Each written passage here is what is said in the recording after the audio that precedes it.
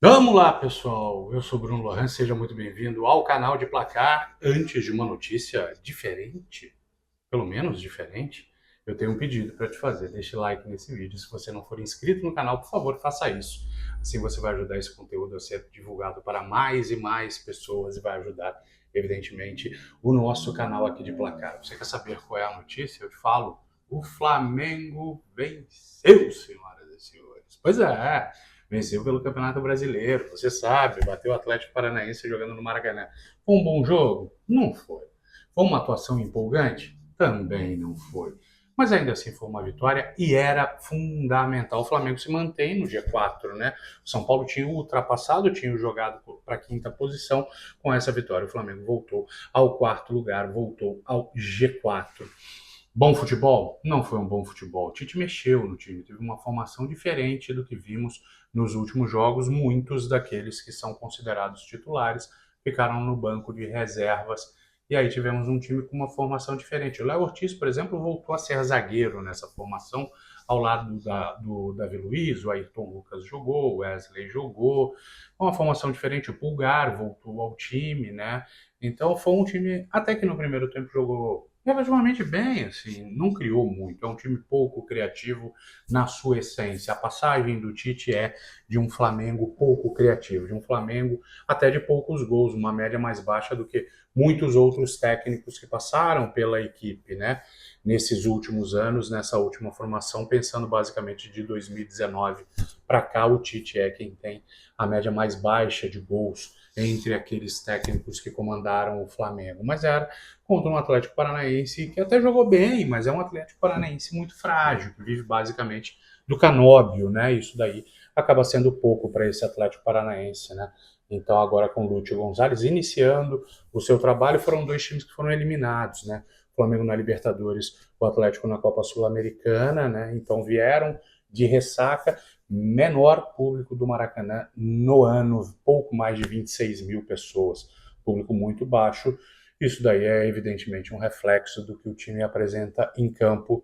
Um Flamengo burocrático, um Flamengo de novo sem intensidade, um Flamengo que não consegue incomodar o seu adversário como deveria. É um Flamengo realmente muito abaixo daquilo que pode apresentar.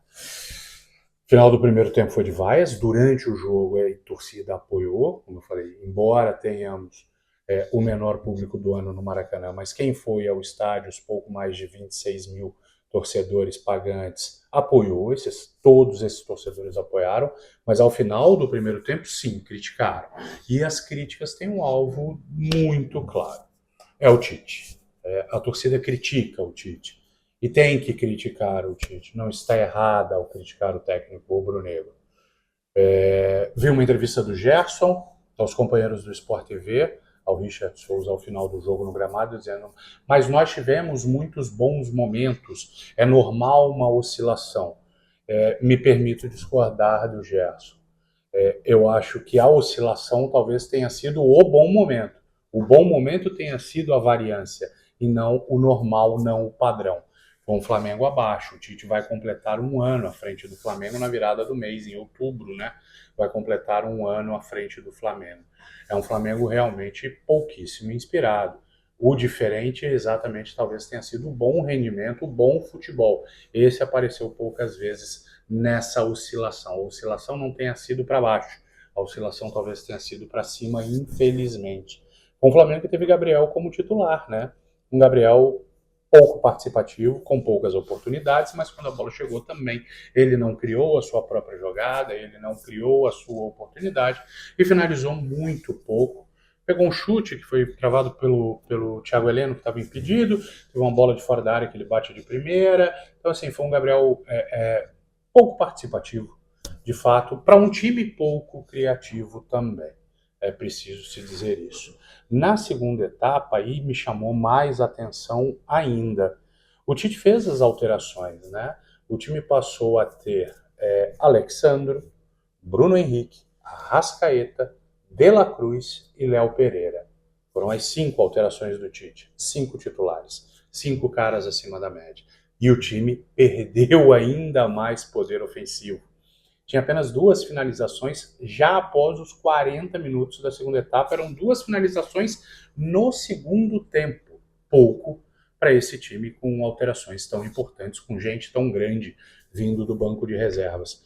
Quando o Maracanã se preparava para apagar suas luzes, um empate melancólico, um cruzamento de esquerda do Wesley encontrou o Gerson para desviar de cabeça e levar a bola ao fundo das redes para dar a vitória ao Flamengo já aos 44 da segunda etapa.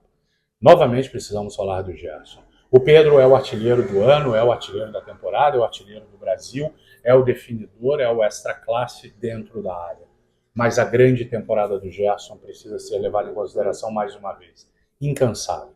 Jogou na esquerda no primeiro tempo, jogou na direita no segundo tempo, já jogou de segundo volante, já jogou de primeiro volante, já jogou de meia de ligação, ele já jogou em todas as posições, não à toa é chamado de Coringa, o cara que ajuda em todas as posições. Gerson é realmente diferente e merece demais a convocação para a seleção brasileira. Que grande ano do Gerson, incansável, não tem lesão, não sai do jogo, não se omite em momento nenhum. E aí acaba premiado com um gol de cabeça, desviando, atacando, entrando na área para ser um elemento surpresa. Que grande ano do Gerson, que grande ano do Gerson, que para um ano que não é grande para o Flamengo. A Libertadores já foi, a Copa do Brasil é quarta-feira. Quarta-feira tem Corinthians no Maracanã. Corinthians que perdeu para o São Paulo no Clássico, que muita gente imaginava que o Corinthians poderia confirmar essa grande fase, essa recuperação. 2 expulsões evidentemente pesaram, né? Fagner no primeiro tempo, André Ramalho no segundo, mas ainda assim, quando se esperava um Corinthians que ia engrenar esse time, teve um revés num clássico contra o São Paulo. Como vem esse Corinthians ao Maracanã? Vai ser um Corinthians precavido, um Corinthians esperando? Ou é um Flamengo que vai amassar o Corinthians, como fez contra o Palmeiras na mesma Copa do Brasil? A última grande atuação do Flamengo, aquele 2-0 lá na Copa do Brasil, lá em julho, né? Já estamos entrando em outubro, né? Terminando setembro. Então, que Flamengo vai ser esse? Que Corinthians vai ser esse? Que disputa vai ser essa, né? Ainda não coloco, não mantenho, não afirmo. O Flamengo, para mim, não é favorito contra o Corinthians. Acho que teremos uma série muito dura, né? 2 jogos realmente muito duros ainda, com toda a polêmica de data, descanso, quem vem, quando joga, quando não joga, quem vai estar, quem vai ser convocado, quem não vai ser convocado, enfim, uma série de polêmicas envolvendo essa semifinal da Copa do Brasil, mas é o que resta ao Flamengo. No Campeonato Brasileiro, como eu disse já no meio de semana, na quinta-feira, no vídeo, se você viu na sexta, se você viu no sábado, não importa, esse vídeo foi gravado, né, após a derrota do Flamengo, após a eliminação, com um empate contra o Peñarol na Libertadores da América. Para mim, o título brasileiro é absolutamente utópico. Se classificar direto para a fase de grupos, uma obrigação para a Libertadores da América do ano que vem. Essa sim, uma obrigação para esse Flamengo que hoje, como eu disse, recuperou o 4º lugar que havia perdido mais cedo para o São Paulo. A classificação para a fase direta de grupos é obrigação. O título utópico, resta a Copa do Brasil, e ela sim é importantíssima. Ela é fundamental para algo na temporada do Flamengo não ser um fracasso completo. O que você acha? O que vai dar na Copa do Brasil? Esse Flamengo te empolga em alguma coisa ainda?